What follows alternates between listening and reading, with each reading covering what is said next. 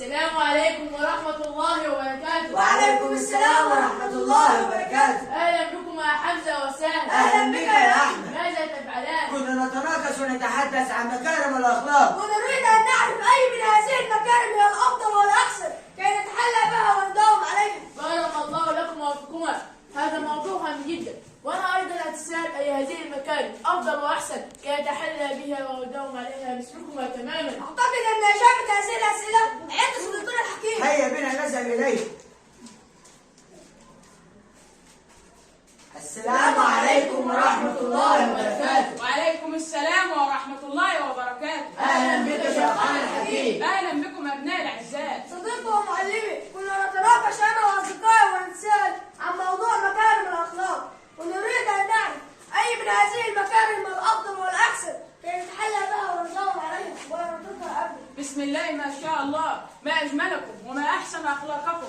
إنه موضوع شيق، فمكارم الأخلاق من الأعمال التي تدخل المسلم الجنة، وهي سبب لمحبة الله تعالى، وأيضا لمحبة الرسول صلى الله عليه وسلم عليه أفضل الصلاة والسلام، والقرب منه يوم القيامة. إذا كلنا شيخنا الجليل، أي من هذه المكارم هي الأفضل والأجمل كي نتحلى بها؟ أبناء الأعزاء، مكارم الأخلاق عديدة وكثيرة، فمنها الصدق والأمانة والحلم والشجاعة والمروءة والمودة والحياء وصلة الرحم وحسن الخلق. ولكن أذكركم ونفسي بالحديث الشريف لرسولنا الكريم، روي لنا يا شيخنا الجليل. عن أبي هريرة رضي الله عنه أن رسول الله صلى الله عليه وسلم قال: عليه أفضل الصلاة والسلام، ما نقص مال من صدقة، وما زاد الله عبدا بعفو إلا عزا، وما تواضع أحد لله إلا رفعه. صدق رسول الله صلى الله عليه وسلم. شيخنا الجليل، نحب أن نعرف أولا من هو أبو هريرة، ولماذا لقب بهذا اللقب؟ أبو هريرة هو عبد الرحمن بن صخر الدوسي، أسلم في السنة 7 من الهجرة، وتوفي في عام 59 من الهجرة. ولقب بأبي هريرة لأنه كان يمتلك هرة يلاعبها ولا يتركها أبدا ويضعها في ثيابه، فناداه الصحابة بأبي هريرة. إذا في الحديث الشريف يبين لنا 3 من مكارم الأخلاق يجب أن نتحلى بها ونداوم عليها، لأنها من الصفات الطيبة والحسنة. نعم أبناء الأعزاء، حثنا الرسول صلى الله عليه وسلم عليه أفضل الصلاة والسلام على 3 خصال تعتبر من أفضل مكارم الأخلاق، وهي التصدق والعفو والتواضع. حدثنا عنهم يا شيخنا الجليل. سنجعلهم يتحدثون إليكم، والآن مع الصفة الأولى ألا وهي صفة التصدق. التصدق من أهم الصفات وأجملها الذي يجب على الفرد أن يتحلى به، فالصدقة تعمل على لين القلب وتشعر صاحبها بكل من يحيط به، فالصدقة تزيد الرزق وتزيد الملبر. وهل للصدقة أنواع؟ نعم، هناك صدقة بالمال وصدقة بالقول وصدقة بالفعل. وهل الصدقة بالمال هي التصدق بالأموال، والصدقة بالقول هي الكلمة الطيبة، والصدقة بالفعل هي مساعدة الآخرين. وهل هناك أشياء تبطل أي صدقة؟ نعم، عندما لا تكون خالصة لوجه الله تعالى ويكون الهدف منها التباهي والتفاخر أمام الناس، أو تكون مصحوبة بأذى. وكيف يتصدق الذي ليس معه مال؟ يساعد محتاج بكلمة طيبة، ويبتسم في وجه أخيه، ويحكم بالعدل بين المتخاصمين، ودعوة الناس لعبادة الله، والسعي إلى الصلاة، وإماطة الأذى عن الطريق. وما أهمية هذه الصدقة للمجتمع؟ تقضي على الفقر وتوحد طبقات المجتمع، وتخلق مجتمعا سليما خاليا من العيوب كالسرقات، وتزيد الألفة والمحبة بين أبناء المجتمع، وتنزع الحقد من قلوب الفقراء، وذلك في قوله تعالى: مثل الذين ينفقون أموالهم في سبيل الله كمثل حبة أنبتت 7 سنابل في كل سنبلة 100 حبة والله يضاعف لمن يشاء والله واسع عليم. شكرا لك أيتها الصفة الحميدة، سوف نتحلى بكم ونداوم على التصدق بالمال والقول والفعل. انفق تلاقي الخير يجي، والنعمة من رب العباد عندك تزيد. انفق تلاقي الخير يجي، والنعمة من رب العباد عندك تزيد. النور يضوي دنيتك والحب في قلوب البشر وياك يزيد.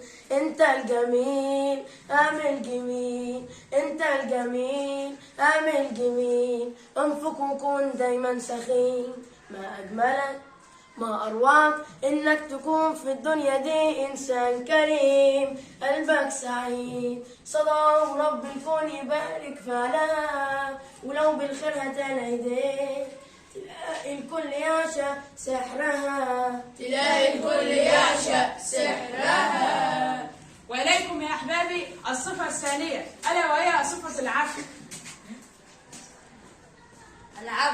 العفو هو التجاوز عن الذنب وترك المعاقبة عليه، وهو خلق محبوب عند الله تعالى، وقد أمر الله نبيه بالتخلق به، حيث أمره بقبول أعذار الناس والتجاوز عن جهلهم. والعفو من مكارم الأخلاق السامية، والعفو والتسامح خلقان كريمان تحتاجهما النفس البشرية للتخلص من كل الشوائب التي تعلق في القلب من أثر الأذى، وكذلك لينعم الأفراد بالخير والحب وانشراح الصدر. إذا العفو هو التجاوز عن الذنب وترك المعاقبة عليه. وهل لذلك فوائد للفرد والمجتمع؟ نعم، فالعفو له فوائد كثيرة متعددة، فهو رحمة بالمسيء تقديرا لجانب ضعفه البشري، وامتثال لأمر الله تعالى وطلب العفو وغفرانه، كما أن العفو سبيل للألفة والمودة بين أفراد المجتمع، وبالعفو تكتسب الرفعة والمحبة عند الله وعند الناس، وفيه الطمأنينة والسكينة وشرف النفس، وبالعفو تنال العزة، ذلك بقول رسول الله صلى الله عليه وسلم عليه أفضل الصلاة والسلام: وما زاد الله عبدا بعفو إلا عزة. صدق رسول الله صلى الله عليه وسلم. شكرا لك يا أيتها الصفة الحميدة، سوف نتحلى بك ونرضاهم عليك. اغفر وسامح خليك مسامح، اغفر وسامح خليك مسامح، ده العفو عند المقدرة فعل الكرام. اغفر وسامح خليك مسامح، اغفر وسامح خليك مسامح، ده العفو عند المقدرة فعل الكرام. اغفر وسامح خليك مسامح، اغفر وسامح خليك مسامح، دون حروف اسمك في لوحك الكبار. اغفر وسامح خليك مسامح، اغفر وسامح خليك مسامح، دون حروف اسمك في لوحك الكبار. أجمل القلوب بالعفو دايما مفعمة، فيها النقاء بهدوء يعيش في ملحمة. أجمل القلوب بالعفو دايما مفعمة، فيها النقاء بهدوء يعيش في ملحمة. بالعفو والغفران كمان تلقى الأمان ويا السلام، وينعموا كل البشر في دروب هنا، وينعموا كل البشر في دروب هنا، وينعموا كل البشر في دروب هنا، وينعموا كل البشر في دروب هنا. والآن ستحدثكم صفة التواضع عن نفسها. التواضع صفة من صفات المؤمنين حث عليها رسول الله صلى الله عليه وسلم.